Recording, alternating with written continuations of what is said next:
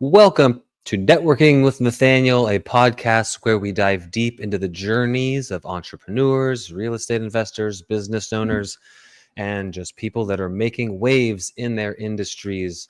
So, whether you are an entrepreneur, a business owner, real estate investor, or just somebody who's trying to level themselves up, you have come to the right place. I am Nathaniel Hovsepian, your host. I am a husband, a father, a real estate investor, a health and wellness coach for busy dads. While I have done millions of dollars in real estate transactions, I've also helped other people do the same.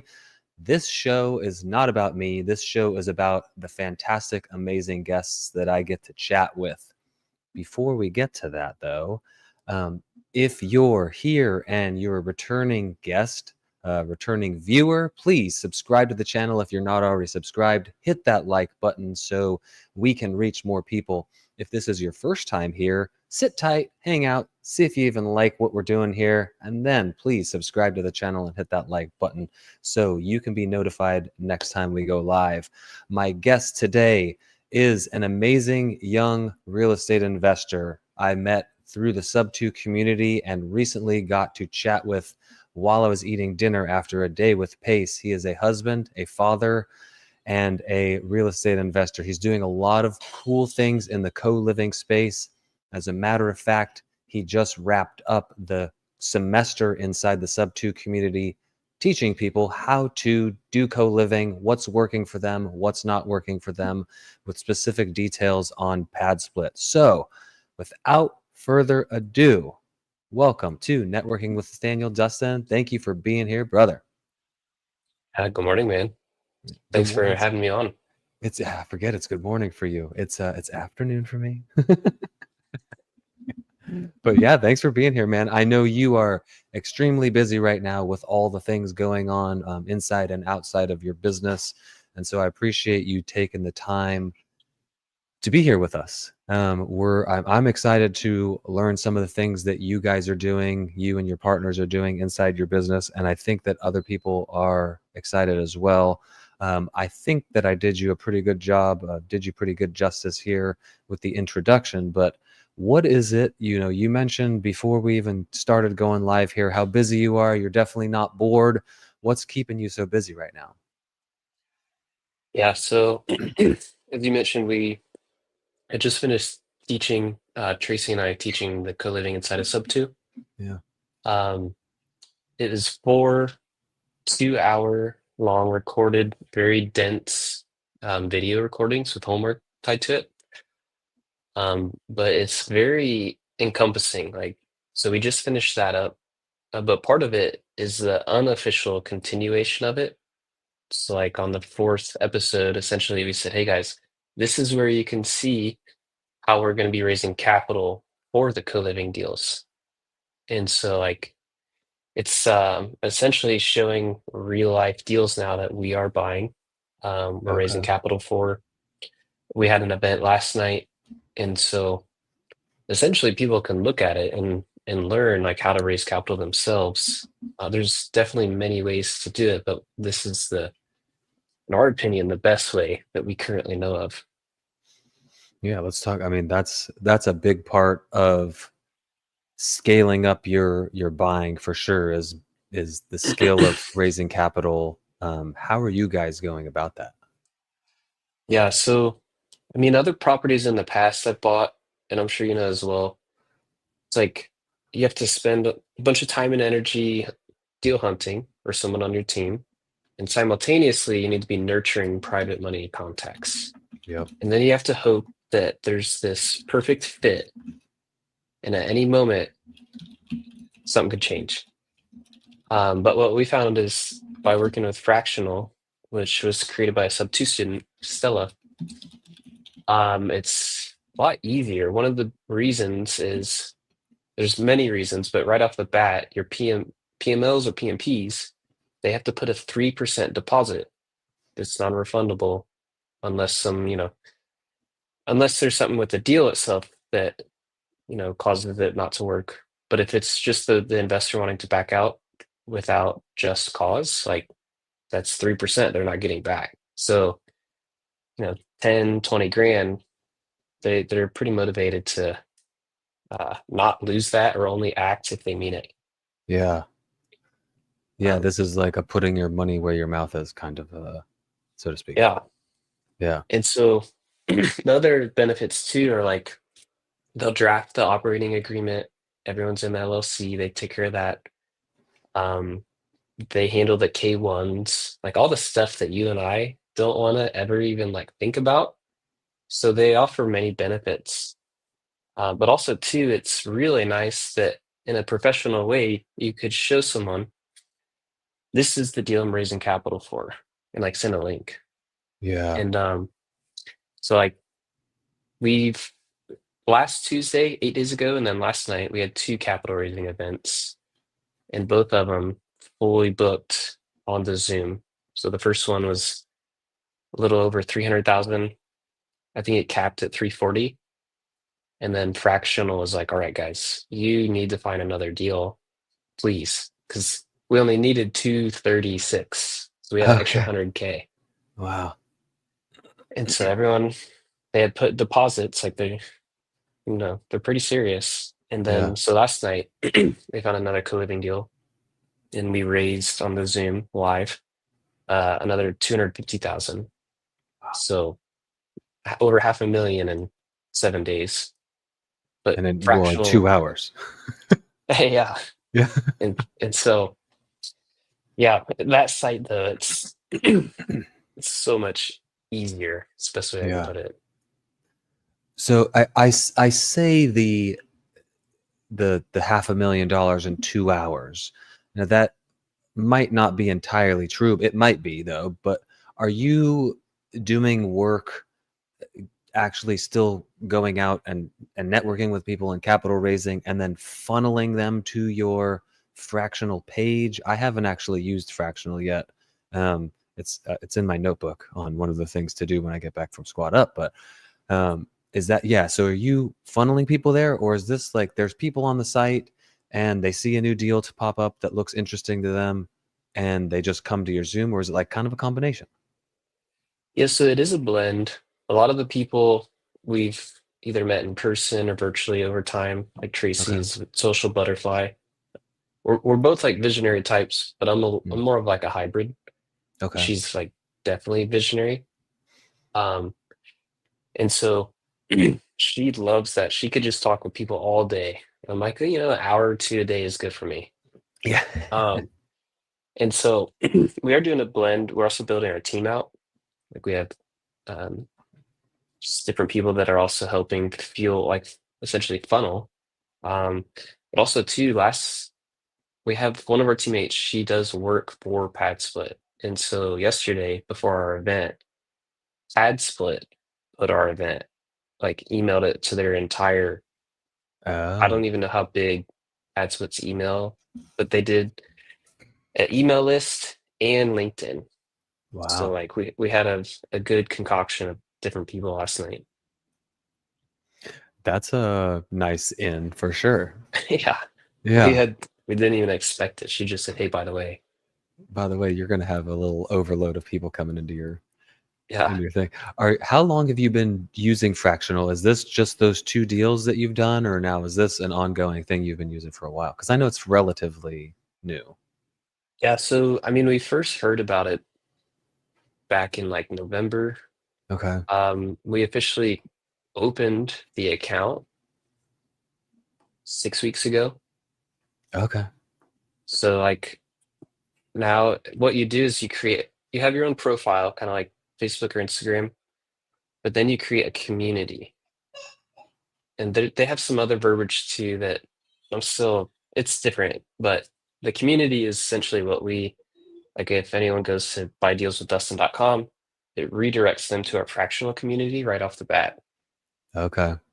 And so that's what all of us are doing, and just like encouraging people to go into that because it's all co-living focused in this like little ecosystem.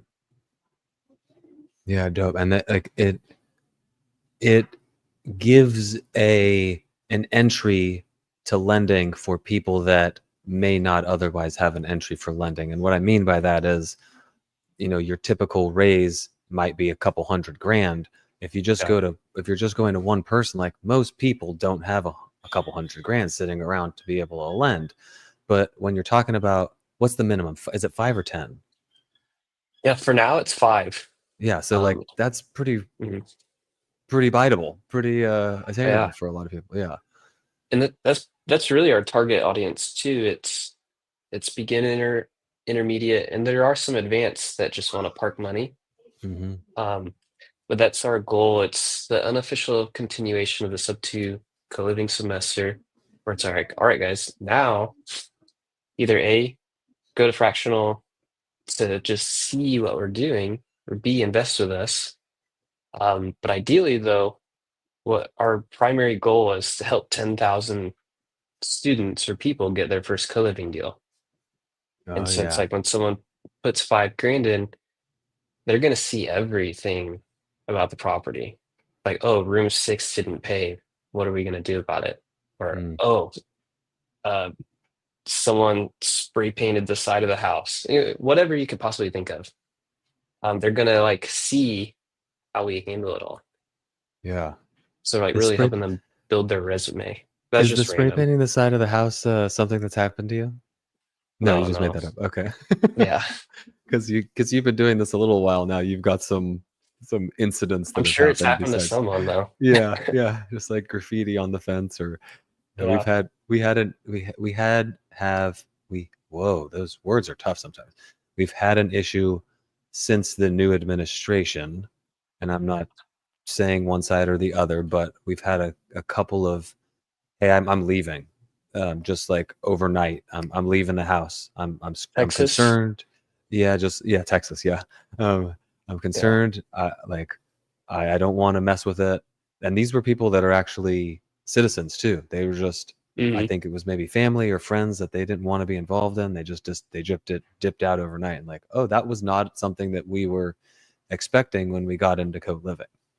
Um, now are you doing non-pad split as well, or are you solely focused on pad split?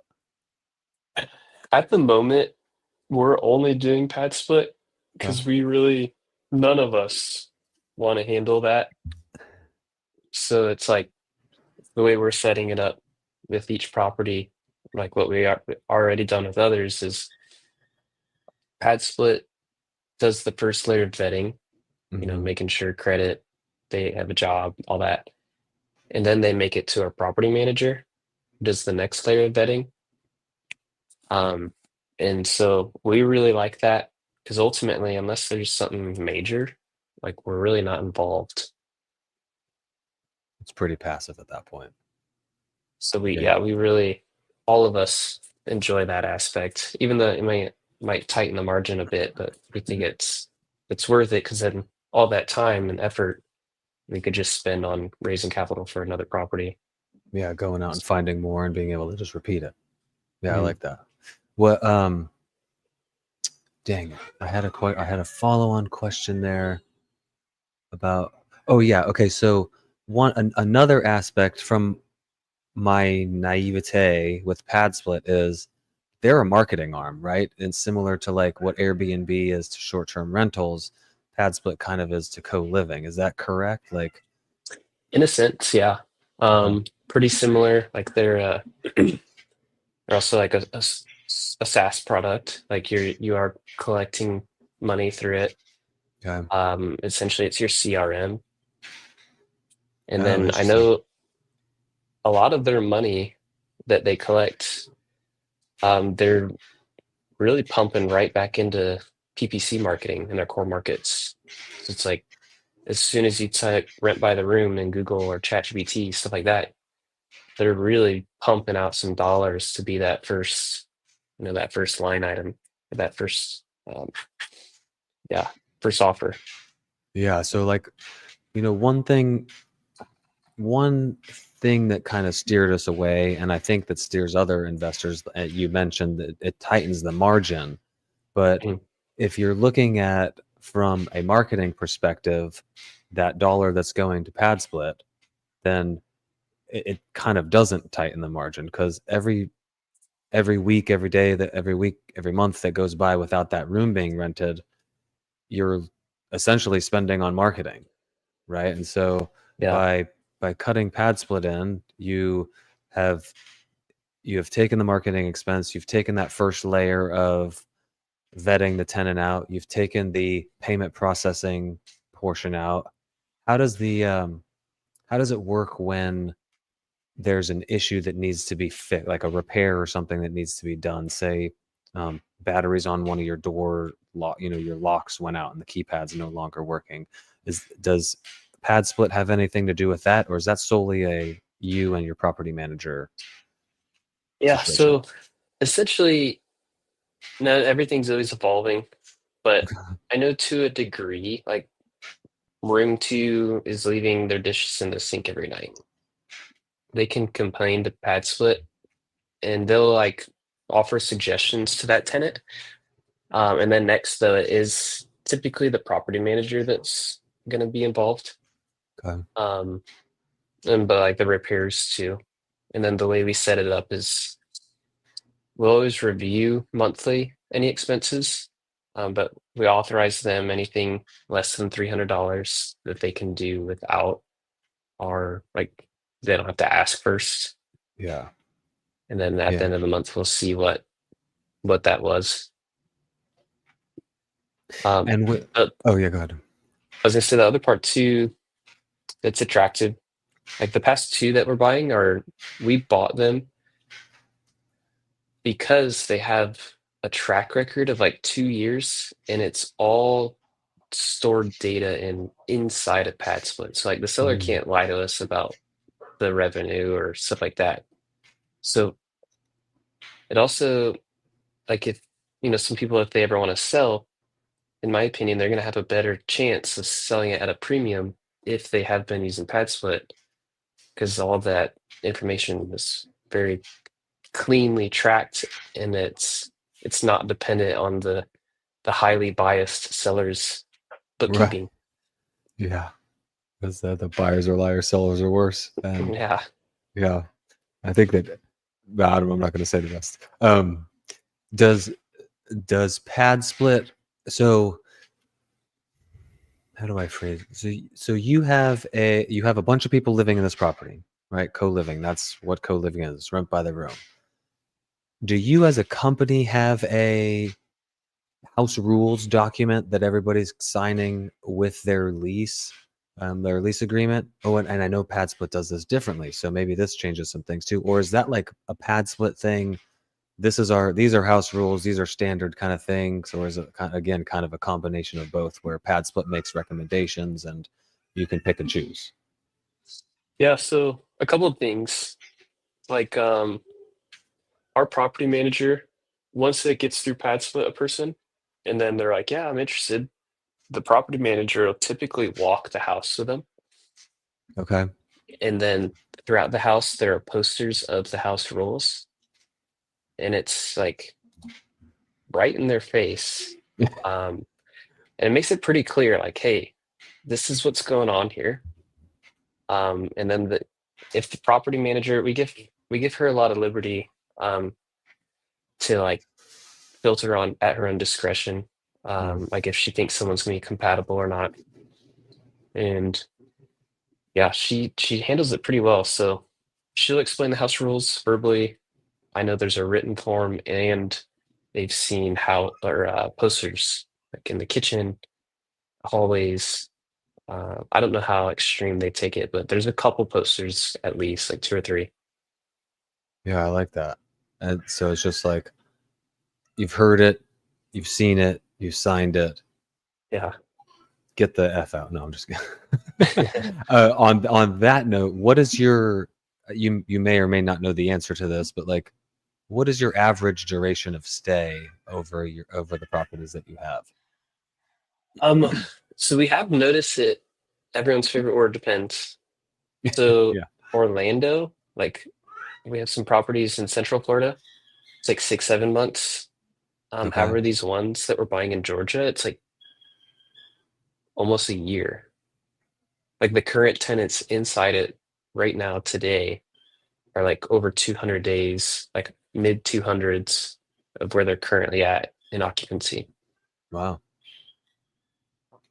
Yeah, that's pretty solid because like when Pad Split changed their pricing model, a lot of people were up in arms about it, saying that like if somebody doesn't stay, I forget what the number was for like if like a three tenant months or leaves something. before before a certain amount of time, you're losing money, and I'm like, I don't know, that doesn't seem right because you're still getting income from it. But Pad Split takes like the first 10 days or something, so like Hmm. anything after that, you're making money again now.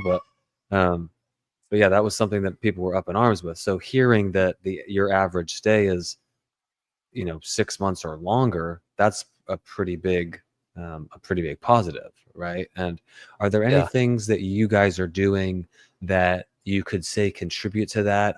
The house rules and everybody being bought into that before they even move in seems like one of them, but are there any other like amenities that you offer your tenants that you could say, hey, these is probably keep people longer? Yeah, a couple of things. We have been cleaning. Like we've at least a bare minimum once a month, but typically it's twice a month. Like Okay. a cleaner just coming in. We have been getting more generous with furnishing in the rooms. Not going crazy, but like they'll typically have a desk, a Mm, chair. Um, we're going back and forth on TVs. We've actually heard from Pat Split that it's neutral. mm, Um, we are entertaining a lot more mini fridges, so that way there's not like these refrigerator battles. Who ate yeah, my lunch? yeah, Um, just to help minimize those types of interactions. So it's like they can relax without having to sit or lay on their bed, at the desk chair. Just stuff like that, where it feels yeah, more like home rather than a basic hotel room. yeah.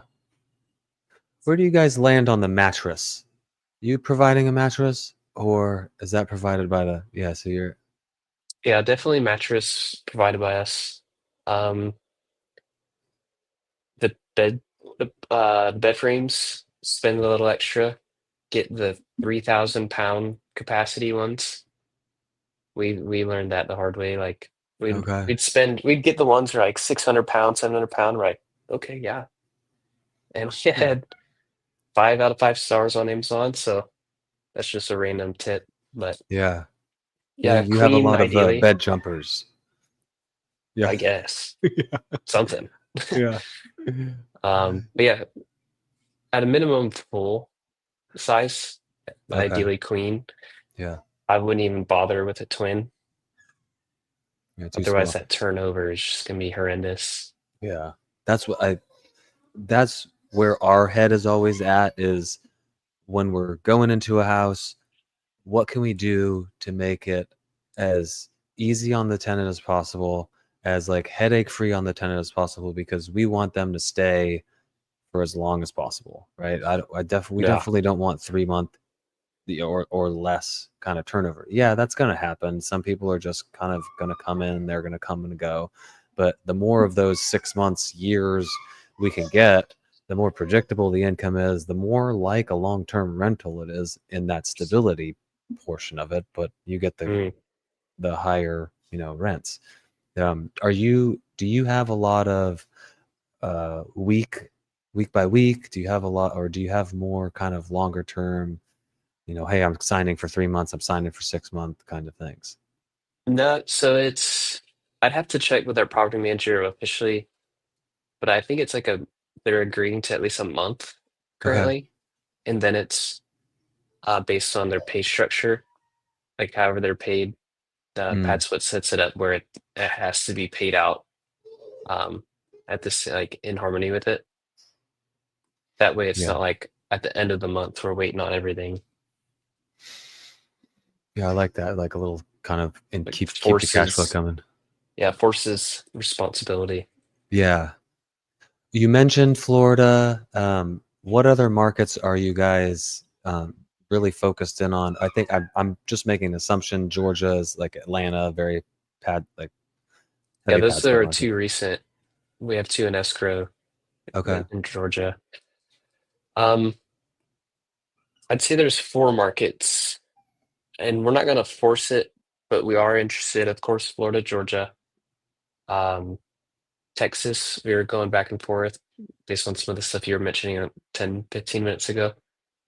Um, and then we are interested in Arizona just because one of our partners lives out there and it'd just be very easy to implement.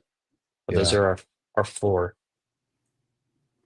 Okay. And that's and when you say Florida, is like specific cities, or just Yeah, Florida in general? we really like Central Okay. Orlando. Like we have properties Orlando, Kissimmee, Daytona, New Smyrna. But the Central, especially insurance, like staying in that flood zone X, Mhm. but also just for scaling, like already have handyman contractors, property managers. Yeah, I love We're that. we're entertaining some Jacksonville, but haven't seen something quite yet that we wanted to jump on. Do you How have did you anything in go Florida? about? We don't yet, and you mentioned the taxes there. That's been a number killer for us. I don't think we've looked at anything in Orlando though recently. But that is more of a Joanna and Brittany question Yeah. that is a me question these days. Um, you mentioned contractors, and now that you're set up, you have the contractor, you have the property manager, you have these like core pieces in place. How did you go about finding these people, especially from the property management side?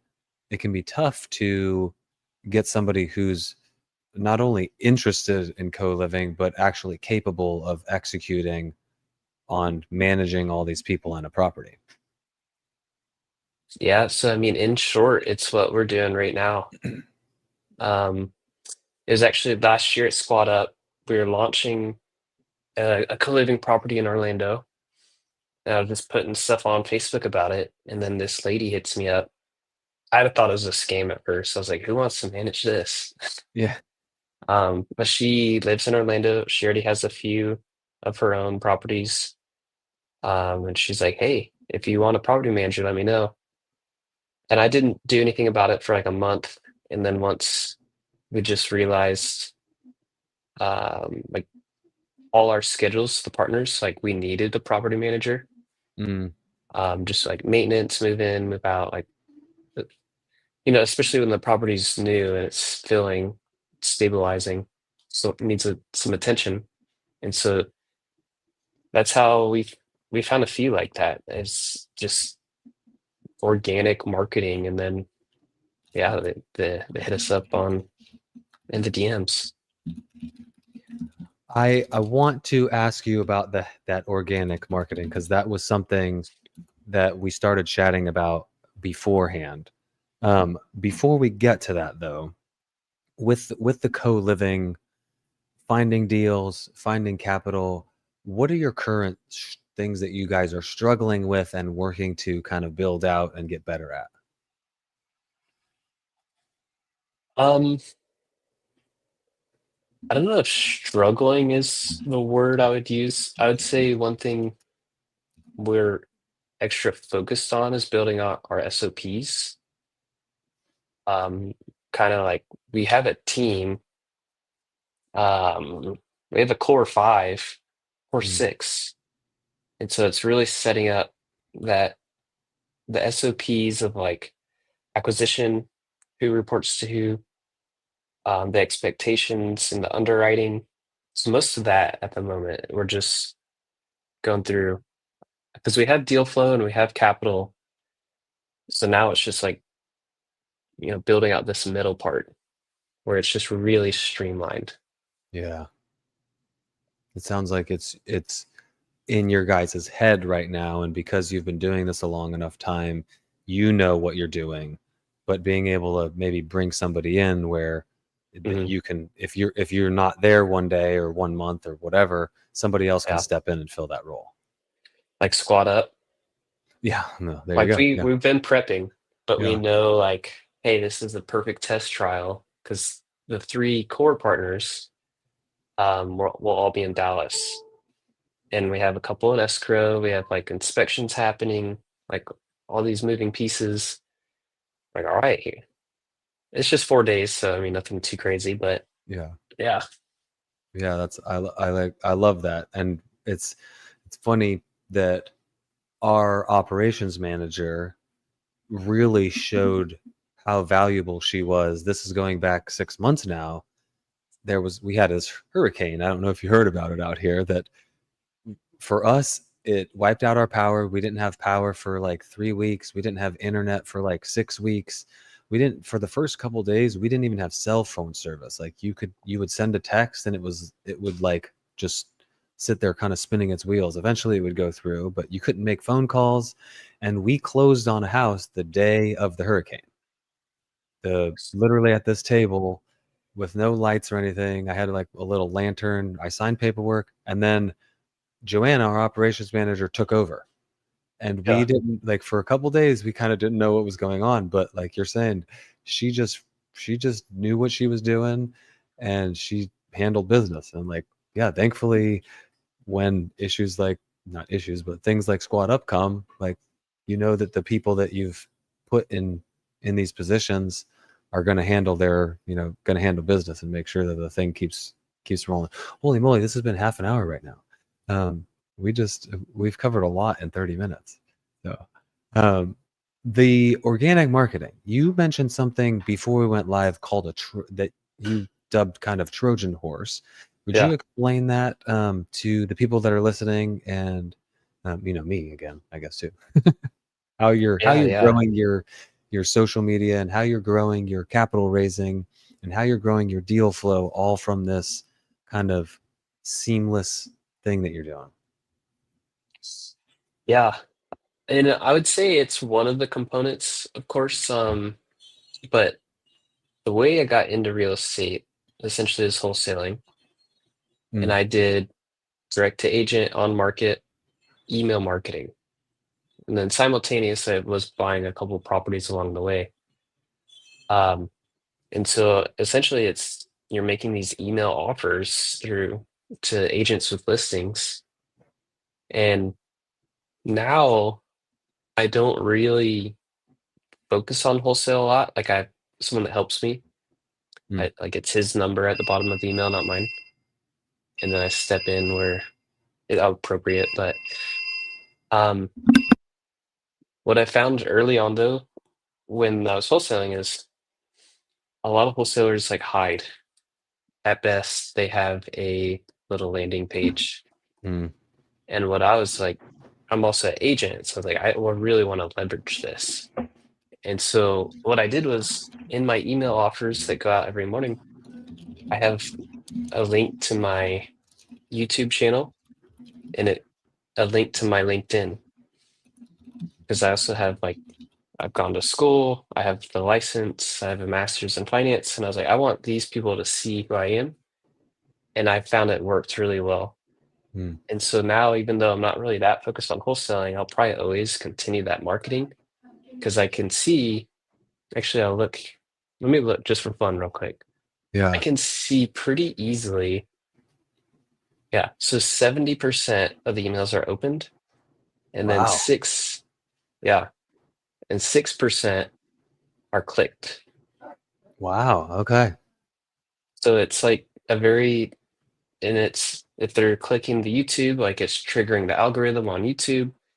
The video specifically that I have on there is my buy box, and I'm like, here I am. Here's my LinkedIn. This is where I went to grad school. This is where I'm buying. This is what I want to buy. It's like very in their face, and they a lot of them like it.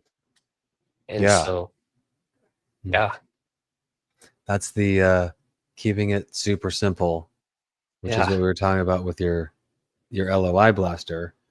mhm, Just like keep it simple, tell them what they need to know and what they want to hear, and just give it right to them. So you're sending these are all through your uh LOI's letter of intents for mhm. properties that you're Yep, getting 70% open rate on.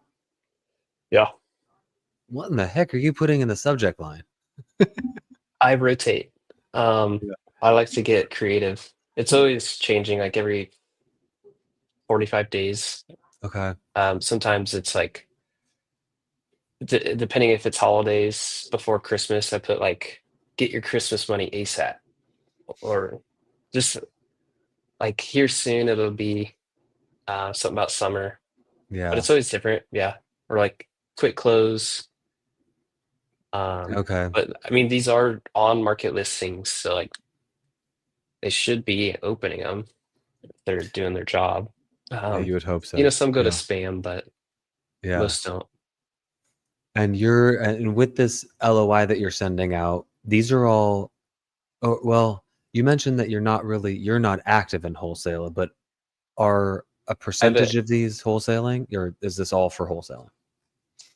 Um, so currently it's a blend. Like I am the buyer. Like the list I'm pulling is based on my buy box for Okay. Coliving, and then if it doesn't meet for whatever reason, we are wholesaling. Okay. When you have time, I do have um, on my YouTube a video, Jamil Damji and I going very high level detail on this for an hour Okay. of like, I think you'd like it. Um, Is it like deal sauce it says on the thumbnail? um, it's him and I on the thumbnail. Okay. You and So Jamil. he interviewed me first week of January about this, and Okay. we went pretty in depth. And it's, yeah, for anyone that wants to know about how I wholesale, marketing, if anything, I probably showed more than I wanted, but it's all right. There's a lot of value in sharing more than you probably should, I think. Mhm. Um, just give as much in here as you can, and I think that you do an amazing job of that, and people are attracted to that. They go like, "Hey, this guy's giving without anything kind of in return." And so, how can I work with them? How can I bring him deals that fit his buy box? How can I get involved in the fractional lending space that he's doing? So I think that there's a lot of power in that. So yeah, don't, Yeah, yeah. I mean, unless you're sharing like your password to your bank account or something, like, yeah. Oh, Yeah, because I hesitated on posting that video for a bit because I was like, I'm just creating competition. mm, Um, but as soon as I realized how much opportunity we had with Fractional, I was like, well, actually, I just need to look at this as I can show people how to find deals and I'll just buy them. yeah. Yeah, that's a pretty strong, S- yeah, So tool. they'll get paid. Yeah. Yeah. People kind of learn to earn, which is the wait, is it earn to learn? No, learn while you earn. Yeah, whatever. Mm, You mentioned actually that, which I brushed over, when people are lending on those fractional accounts and they're seeing all the things going behind the scene, they're learning how yeah. a co-living property goes from deal in the inbox to property manager, and they're also earning along the way. So that's pretty amazing.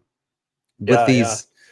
these LOIs that you're sending out, are these cash offers? Are they creative offers? Are they both? How does that Yeah, typically? it's like a two-pronged fork. Okay. And we're always updating it. Um, here's the uh, I do use ChatGPT to update it. Okay. But you could train it to act as so and so's copywriter. So Chris Voss, Yeah.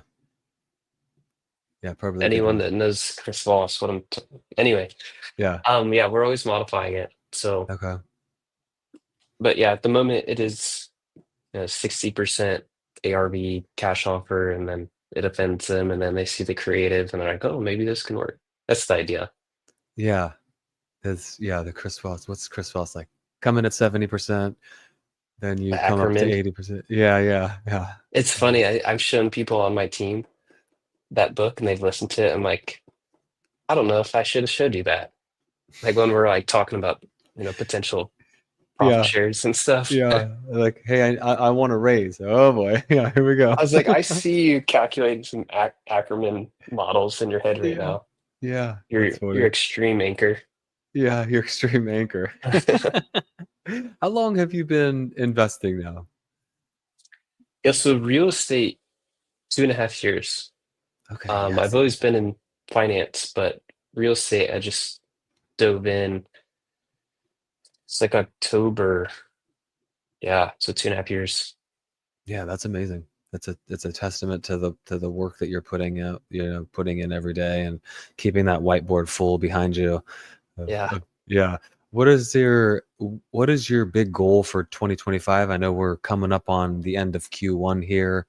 What did you guys as a team, what did you personally kind of set out as your goals for the year? Yeah, so that's part of the board I got.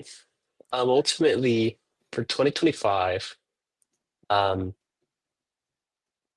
now we're going to do this in a very systematic way because we realize we can, without question, raise capital. But we want to do it right. I think a big mistake that people run into is like they get some momentum and they get a little too carried away with it. Mm, Like maybe they buy too much, get sloppy, or arrogant. So right in the middle goal is before the year ends, we want to buy 8 more. Very reasonable for what our whole team, that we have a full operation, yeah. but maybe 10 more, 8 to 10 more co-living. Um, Officially, our 5-year goal is helping 10,000 students acquire their first co-living deal.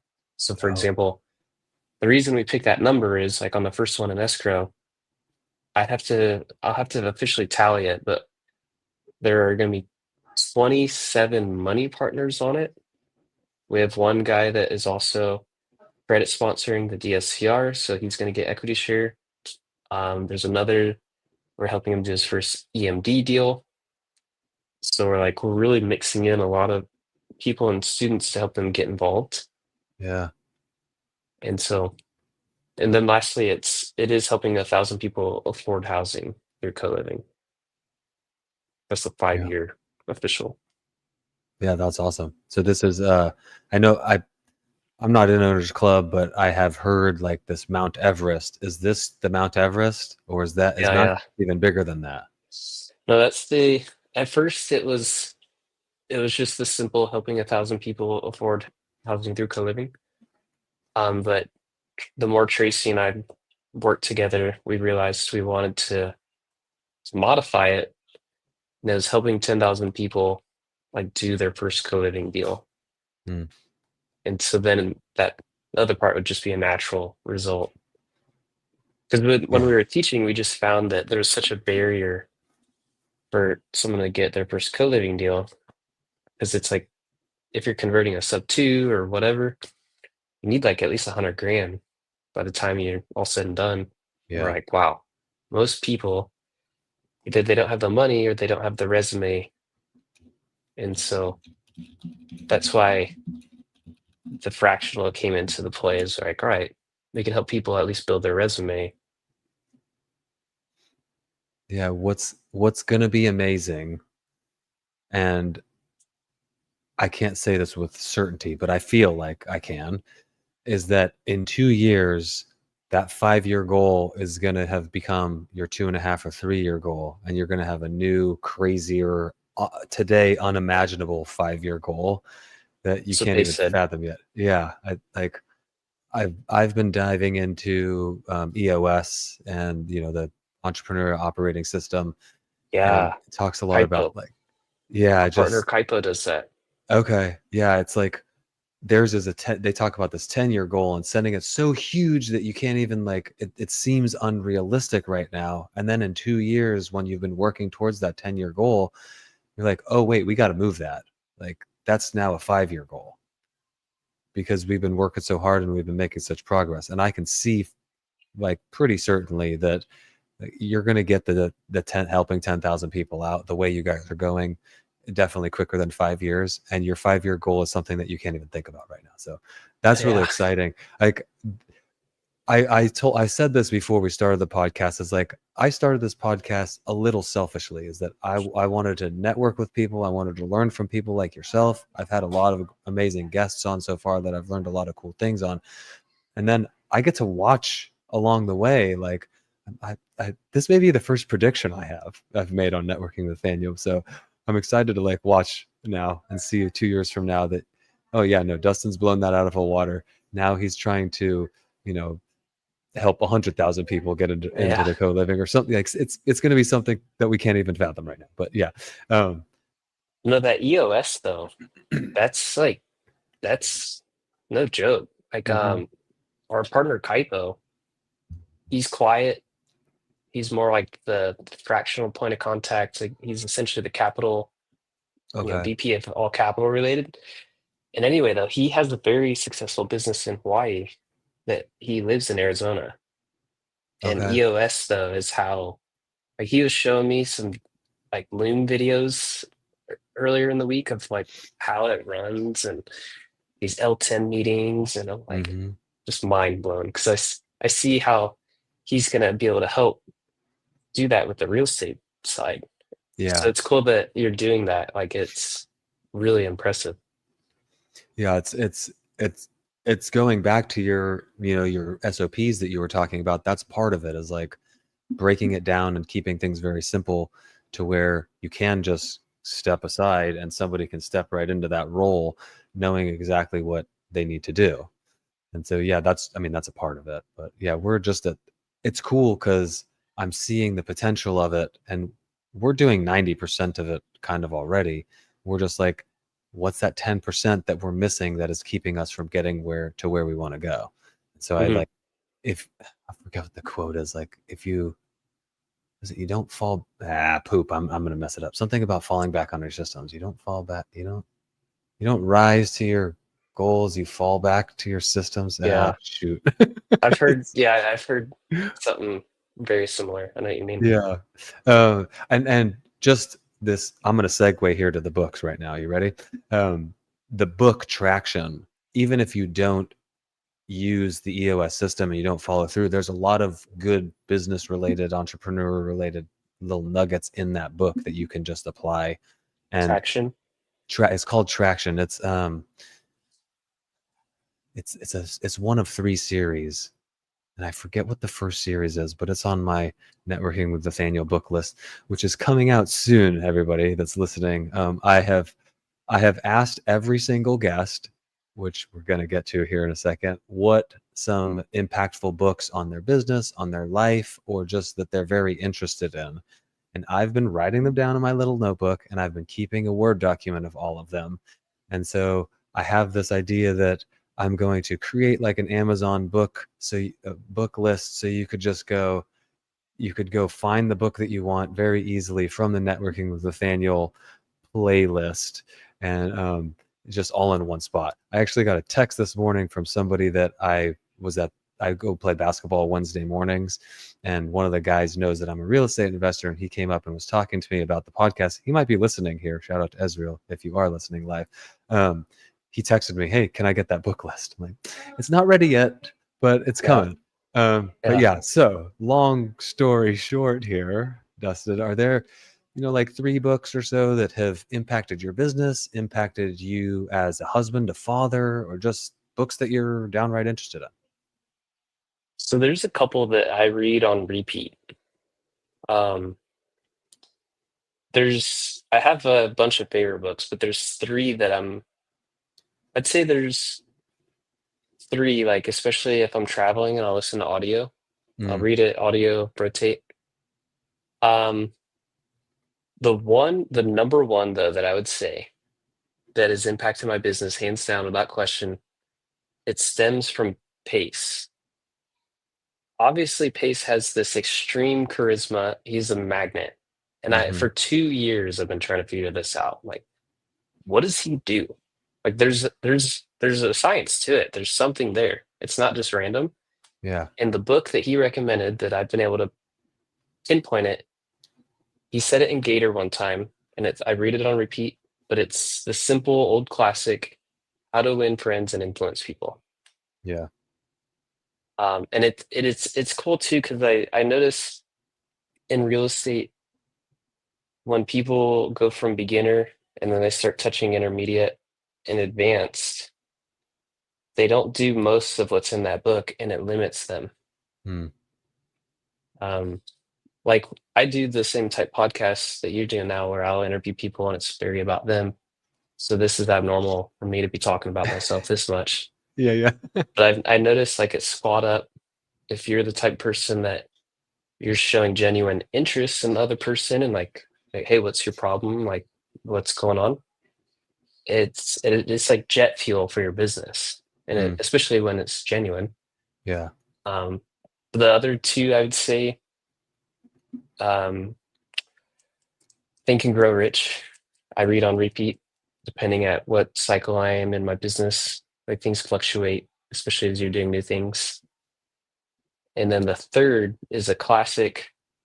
Um, this is the book, like I'd say, got me into real estate in some way, but it's called Psycho-Cybernetics. Oh, It's the old one. It's like one psycho. of the original in the self-help world. It's like from the 50s or something. I don't know how to spell cybernetics. It's one I've read at least 10 times. It's a good Okay, one. interesting. Awesome. It's rare these days. And I say this with a little bit of a grain of salt because there are new books pretty much every week, but you Mhm. hear the same ones kind of over and over. These are the ones that like really impact business owners and entrepreneurs. It's rare that I hear new ones that are like, oh, that's an interesting one. So I love that. That's what Yeah, I oh, see, cybernetics. I put PSY, so I'm it's like one of the ones when Tony Robbins was young, he was reading. okay. He Curtis asked in the chat what the name of the book was. I think you're referring to the first one. I put it there, How to Win Friends and Influence People. That is a Dale Carnegie classic, and you kind of touched on it there, being genuine with the things that you learn in that book. That book gets a Mhm. little bit of flack, if I want to say, because people kind of game it in a sense and they aren't Yeah, actually genuine. But when you're actually trying to learn about the other person, connect with the other person, you're being genuine. That book is a very powerful tool to use because it gives you the ability to kind of break the barriers with that other with the connection. It can be a little awkward, and so yeah. using the tools in that book really empower you. So I'm gonna write cybernetics the correct way on this so I can actually Yeah, find the book. Psycho-Cybernetics. Yeah, I don't know why I thought I maybe it was because PSY for Psycho, Yeah. and then I put PSY for Cybernetics too. Yeah, but wow, that's not right. Um, so before I ask the last question, you mentioned, oh shoot, I'm gonna butcher it. It's Buy Deals with Dustin. Yeah, just buy deals with Buy Deals with, Dustin.com. yeah, not Daryl, right? No, not Not Daryl. today. Yeah, we were talking ahead of time. There's oh, should I say it? I don't want to call anybody out. Yeah, we're gonna call him out. Uh, Yeah, Dustin gets an email from somebody on the regular that he's actually an acquaintance with, and they address the emails to a Daryl every time. So that was a yeah. little inside joke that now everybody's inside of. Um, is there any other places? I know you have at Dustin Geroski there on. Is that your Instagram? Is that your Facebook? Is that your YouTube? Is that kind of all encompassing? Yep, pretty all-encompassing. Yeah. Um, Instagram's usually the best, especially with any questions. Okay. But yeah, those two. So Instagram, well, I guess three, Instagram, YouTube, and then our buy deals with Dustin.com. Yeah. Awesome. So those will be in the description, the show notes here on YouTube. That way you can just easily click to get to wherever you're trying to go. I don't know if the Instagram and I think the YouTube and the website already are on there, but if they're not currently, they will get added. The final question that I like to ask everybody on networking with Nathaniel as we're parting ways is when your time on this earth is done, Dustin, and you go to wherever you believe you go to, what do you want to be remembered for by the people that you've left behind? I'd say just real simple, just being that person that gave way more than they took. Mm, Just really as simple as that. yeah, it's definitely a common theme that I'm running into for my time on this podcast is that a lot of the people that are doing big things and helping a lot of people out, like that's where they're leaning back on. It's that true like go giver kind of Mhm. mentality without the expectation of getting something in return. So I love that. I appreciate you for being on here. Before we part, are there any parting words you have for the people that are listening live or in the future? I think really just if you're wanting to learn more about co-living, we have I have YouTube, a ton of YouTube videos on it, interviewing different hosts, people that work for Pad Split, like all different. And then on our Fractional, one of the pinned items is a free ebook of just like, if you look at this ebook, it's like 15 pages. You should have a really good idea of what a valid co-living property, like how to underwrite in a sense. Yeah. Um, and then the last item is the free item is the free calculator. So it's like when you have all these ingredients and you're talking, I always say pad split. If you're talking with the pad split rep, you should have a really, really good idea if that property you're pondering on is a valid candidate or not. And the calculator helps you, and that's on buydealswithdustin.com as well.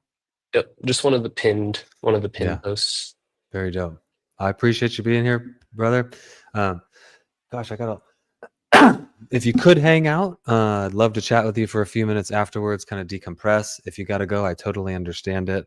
I will see you in a minute if you can. Yeah, I got a couple minutes. Awesome. That was Dustin Geroski. Wow, Dustin Geroski, a person that's making waves in the co-living space, an amazing guest. Definitely follow him on his social media, the YouTube channel, especially. He's got a lot of great content out there. Like he said, he does have a podcast of his own. So follow along and learn more about co-living. I will not be here tomorrow for Helping Hands Hour. I normally do that every Thursday at noon Eastern time, but I will be going to Dallas to meet with Dustin and his team. Not just them, but I'm going to Squad Up Summit. So if you're going to be at Squad Up Summit, look out for Nathaniel. I will have pictures around, hopefully, and I will be looking forward to connecting with each and every one of you. We will be back next week, Networking with Nathaniel live Wednesdays at noon Eastern time, and Helping Hands Hour will be back on Thursdays at noon Eastern time. If you're still here live and you didn't hit the subscribe and the like button yet, what are you waiting for? Hit that subscribe button, hit that like button. That way, when we go live and new videos drop, because I'm dropping new videos as well outside of the podcast, you will know exactly when that happens. If you're watching this in the future, I appreciate you for being here. I hope you got some value from the video, from the content. Look back, there's previous episodes that are pretty amazing as well. Until next time, appreciate you.